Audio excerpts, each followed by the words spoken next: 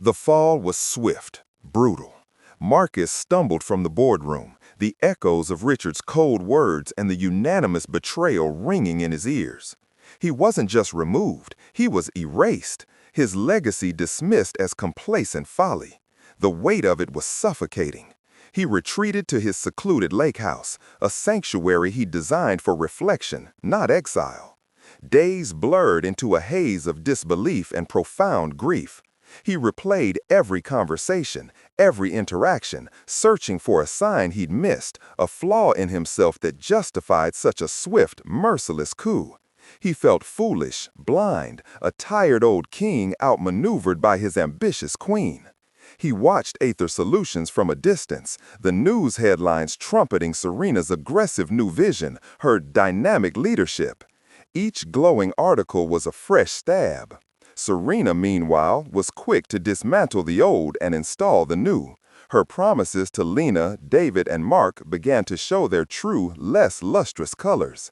Lena Petrova, though granted a directorship, found her promised shares far less substantial, her commission structure riddled with clauses that curtailed her true earning potential. "Growth targets are higher now, Lena," Serena had purred, her smile tight. "Rewards commensurate with sustained performance." Lena, ever the pragmatist, swallowed her disappointment. The directorship was still a win, but the promised independent wealth felt distant. David Chen, initially invigorated by the prospect of ownership and resources, found his innovative projects swiftly rerouted towards immediate high-yield applications, often at the expense of his more complex, long-term visions. His creative freedom, once a sacred cow under Marcus, was now tethered to quarterly projections. The offshore bonus had landed, but the golden handcuffs felt heavier than expected. He was the engine, yes, but now he felt like a battery, drained for instantaneous output. Mark Jensen, however, suffered most acutely. His technical difficulties during the transition had been significant, causing enough chaos to be effective. But Serena didn't forget. His workload doubled, then tripled. He was assigned to streamline every struggling department, every legacy system Marcus had championed, a Sisyphean task designed to break him. The threat of the old indiscretion hung over him like a sword, unspoken but ever present. He knew Serena's leverage was permanent, her protection conditional. He was a ghost in his own office, haunted by what he'd done and what he continued to do out of fear. As Serena steered Aether into a new, aggressive era, she swiftly moved to optimize Marcus's long-term R&D portfolio. Among them was Marcus's most personal passion project, Project Aegis. Aegis was an advanced, ethical AI framework designed not for profit, but for precision-guided social good, mapping complex environmental data to humanitarian needs. Marcus had poured years into its architecture, meticulously crafting its core algorithms for integrity and resilience. Crucially, Aegis had a unique, almost sentient self-diagnostic and data integrity system, a digital canary in the coal mine he dubbed the Watchman. The Watchman operated on an independent, encrypted network, designed to notify Marcus directly, via a discrete, hard-coded alert, if Aegis's core ethical parameters were violated or its fundamental data structures were compromised beyond specific acceptable thresholds. It was his safeguard against future misuse, a silent guardian he thought he'd never need. Just over 2 weeks into Serena's reign, Marcus received an alert. His old, encrypted burner phone, long dormant, vibrated with a single, cryptic code. The Watchman was screaming. It wasn't a system crash or a routine error. It was a specific, nuanced integrity breach within Aegis's core data, signaling a deliberate, systematic repurposing that fundamentally violated its original ethical framework. This wasn't chaos. This was corruption. The alert hit Marcus with the force of an electric shock, clearing the fog of his despair. Aegis was robust, almost untouchable by external attacks. For the Watchman to trigger, the compromise had to be internal, surgical, performed by someone with intimate knowledge of its architecture. This wasn't merely Serena abandoning his vision. This was someone tampering with it, fundamentally altering its very purpose. His mind, sharpened by the sudden jolt of purpose, began to race. He started to reevaluate everything. The board meeting, Richard's sudden coldness, Lena's forced enthusiasm, David's avoidance, and Mark's pallor, his rigidity, his broken demeanor. At the time, Marcus had seen betrayal. Now he saw something else entirely: fear, coercion.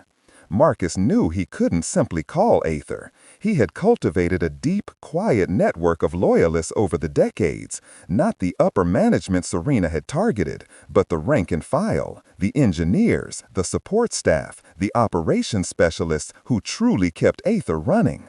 He remembered Mike, a senior ops technician who'd started with him nearly 20 years ago, a man whose loyalty to Marcus was absolute, unbuyable, and crucially, unnoticed by Serena. Mike was too low on the corporate ladder to be considered a threat or a prime target for Serena's machinations, yet he held a vast, unspoken understanding of Aether's operational underbelly. Marcus sent Mike a coded, untraceable message through an old, obscure message board they used for discussing antique radio equipment. A simple, innocuous query about a fictional circuit board, but Mike knew the real meaning. "I need to talk. Urgent." While awaiting Mike's reply, Marcus turned to publicly available data. He meticulously analyzed Aether's recent news releases, market fluctuations, and competitor reactions. He saw a spike in server errors reported in internal IT forums, a common occurrence, but one that seemed too prevalent, too persistent, especially in areas managed by operations. He noted a sudden, aggressive shift in Aether's PR towards AI-driven profit maximization, with specific keywords that felt jarringly off-brand for Aegis's original intent. When Mike finally responded, arranging a discreet meeting at a small, anonymous coffee shop far from Aether, his face was etched with exhaustion and worry. Mike spoke in hushed tones, carefully choosing his words. "Things are different, Marcus. Mark Jensen, he's a wreck. Never seen him like this. He's practically living at the office, pushing his team to the brink. And there's been weird stuff.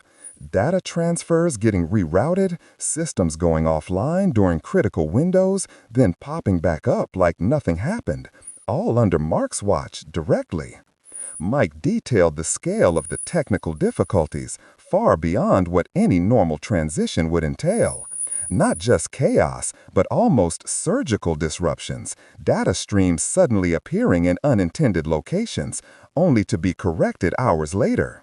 And Mark's been carrying the can for all of this, taking the blame from Serena and her new guard. This corroborated Marcus's suspicions about Mark. The technical difficulties weren't random, they were orchestrated, and Mark, his integrity unshakable, must have been forced into it. The threat of the old indiscretion from a decade ago resurfaced, now a clear motivation for Serena's leverage. Then there was Aegis. The Watchman's specific alert pointed to a data integrity breach, a malicious modification of core AI parameters. That was David Chen's domain, his genius, and his frustration. Marcus remembered David's quiet ambition, his complaints about underpayment. The digital ghost infrastructure David had supposedly created, could it have been used not just for porting, but for compromising? The specific nature of Aegis's corruption hinted at a sophisticated insider attack on its data architecture, a task only David had the expertise to execute with such precision. The pieces were starting to fall into place, revealing a chilling tapestry of calculated betrayal, woven with threads of ambition, fear, and ruthless opportunity. Marcus wasn't a complacent fool, he was a target, and now he knew who some of the arrows were coming from.